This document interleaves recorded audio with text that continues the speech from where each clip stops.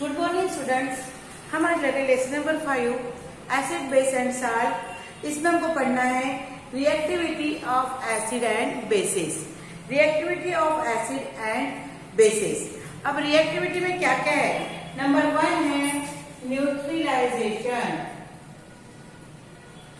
Neutralisation what is mean by neutralization? यानी क्या होता है? When acid and base react each other forming salt and water, the process is known as neutralization.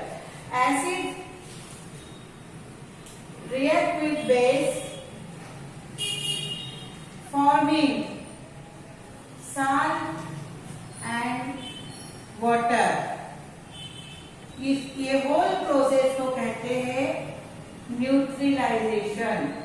क्या कहते हैं? Neutralisation. ठीक है।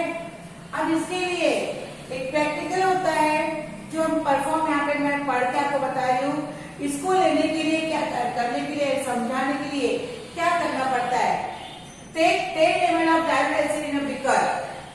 इसमें हमने एक बीकर है, ये दिस वन इज बीकर। इस बीकर में हमने क्या लिया? HCl। वो कितना है? 10 ml डाइल्यूट HCl बीकर में ले लिया है। ठीक है।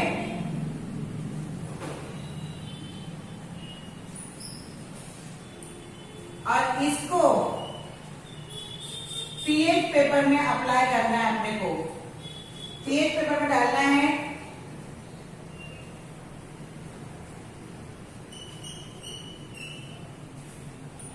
और कहाँ डालना है? सोडियम हाइड्रोक्साइड के सॉल्यूशन में।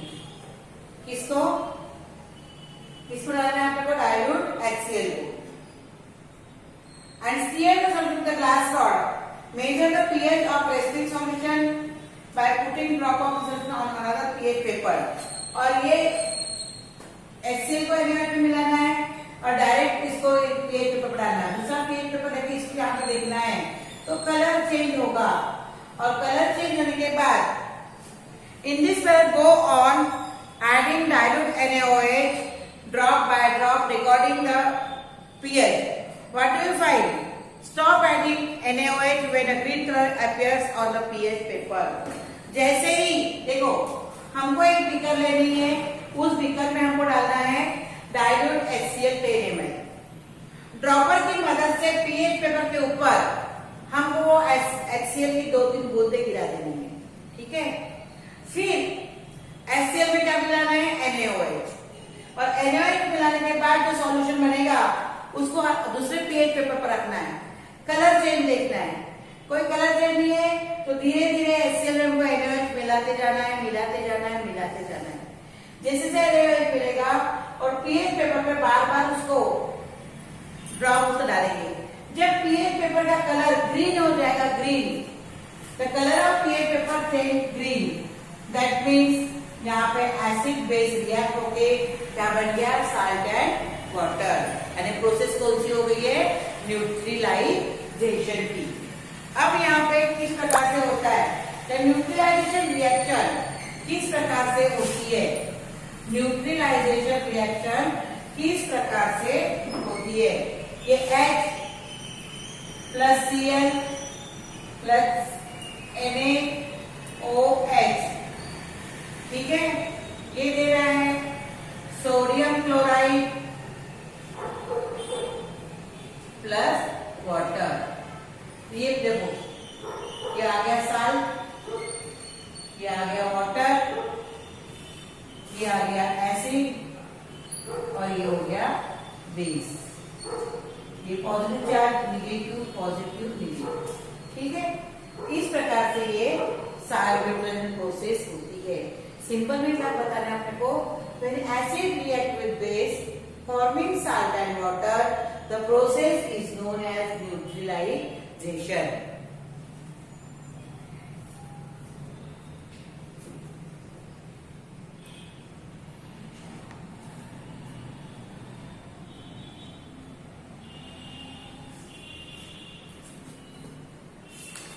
दूसरा है reactivity of acid base. Reactivity acid base में पहला आ गया न्यूट्रलाइजेशन। अब सेकंड हम पढ़ रहे हैं reaction of acid with base, reaction of acid with base. अब reaction of acid with base में क्या होता है? Reaction of acid with base. The reaction of acid and with metals is determined by the strength and the concentration of acid and also by the reactivity of metal and the temperature. अब reaction जब कोई acid react होता है, acid reacts with metal, acid plus कोई metal, ये react होता है। तो ये देखना पड़ता है acid whether it is strong या वेदर इट इज वीक। ये वीक है कि स्ट्रॉन्ग है वो देखते हैं। मेटल की रिएक्टिविटी देखी जाती है एंड टेम्परेचर देखा जाता है। तो reaction of acid and base, तो रिएक्टिविटी क्या पर डिपेंड करेगी?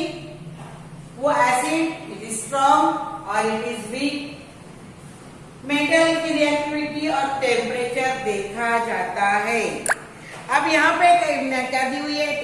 एक्टिविटी दी हुई है मेटल प्लस डाइल्यूट एसिड। कोई मेटल प्लस डाइल्यूट एसिड क्या बनाता है? ये साल्ट एंड वाटर। यहाँ पे एग्जाम्पल दिया हुआ है मैग्नीशियम सॉलिड फॉर्म में रिएक्ट विद हाइड्रोक्लोरिक एसिड या एक्वस फॉर्म में है, तो इससे बन रहा है MgCl2 aqueous plus H2 gas. ये साल्ट ये बनता है। उसी प्रकार बेस होता है reaction of oxides and metal. Reactivity क्या पर डिपेंड करती है? Reaction of acid with oxides of metals. तीसरा है reaction of acid with oxide of metals. ये मेटल का एसिड रिएक्शन होता है। तीसरा है reaction of acid with oxides of metals. The reaction of oxide with acid with oxides of metal. अब हमने क्या किया है? एक टेस्ट ट्यूब में वाटर लिया है और उसमें रेड ऑक्साइड डाल दिया। क्या होगा?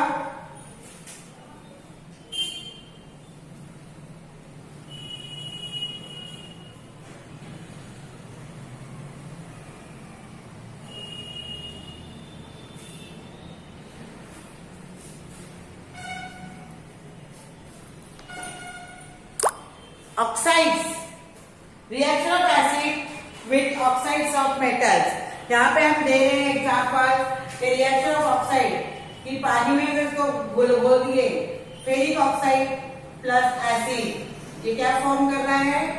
Ferric chloride, ferric chloride plus water.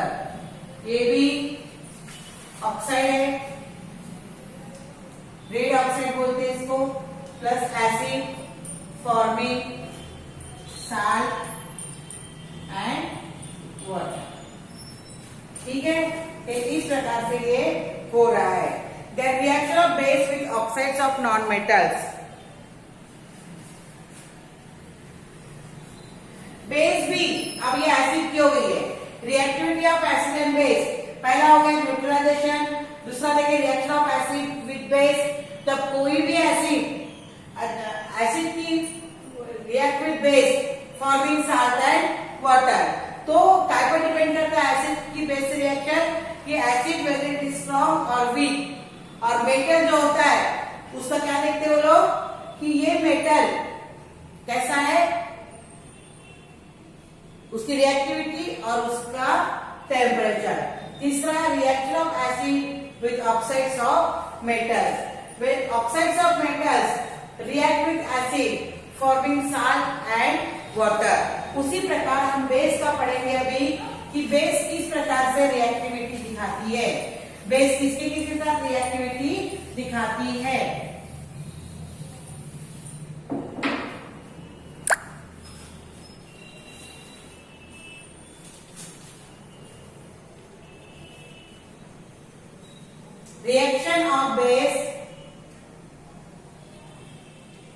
Reaction of base with oxides of non-metal। अब वैसा ही है, oxides of non-metal react with base forming salt and water। देखो oxides of non metal carbon dioxide plus sodium hydroxide ये क्या बना रहे हैं, sodium carbonate plus water। Bases can react with non-metals। This acid react with metal forming salt and water. Like that, bases react with metal forming salt and water। दूसरा है reaction of acids with carbonate and bicarbonate। Acid reacts with carbonate and bicarbonate।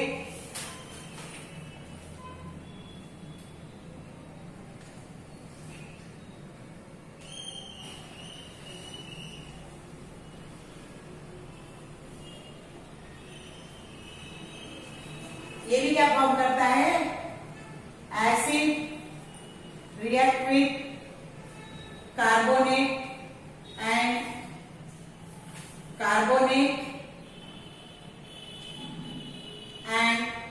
bicarbonate forming salt and water। इसके लिए यहाँ पे example दिया हुआ है, हम पेज नंबर 67 में पढ़ेंगे। वो feed a bent tube in a rubber cork, take some lime water in a test tube। एक टेस्ट ट्यूब लेनी है, उस टेस्ट ट्यूब में लाइम वाटर डालना है, लाइम वाटर में और उसके अंदर क्या डालना है, बेकिंग सोडा। दूसरे टेस्ट ट्यूब में add some lemon juice in it, उसमें क्या डालना है, लेमन जूस, और उसको फिट कर देने का है। और वो उसको कहाँ डालना है, दोनों को आपस में जोड़ देने का टेस्ट ट्यूब को, और नोट करना है। हम क्या करेंगे देखेंगे, lime water comes in contact with gas release in the form of an effervescence, it turns milky. जो लाइम वाटर पहले टेस्ट ट्यूब का है वो कार्बोनेट के साथ मिलकर क्या बना देगा, वो मिल्की हो जाएगा। This is the chemical test of carbon dioxide. When water turns milky, when lime water turns milky, we inform that in presence of carbon dioxide gas, this gas is produced in the reaction of acid with carbonates। जब acid reacts with carbonates and bicarbonates, तो वहां पे effervescence झाग आती है, वो carbon dioxide की होती है। ठीक है, ये कार्बन डाइऑक्साइड लाइम वाटर से मिलके लाइम वाटर को क्या बना देता है, मिल्की।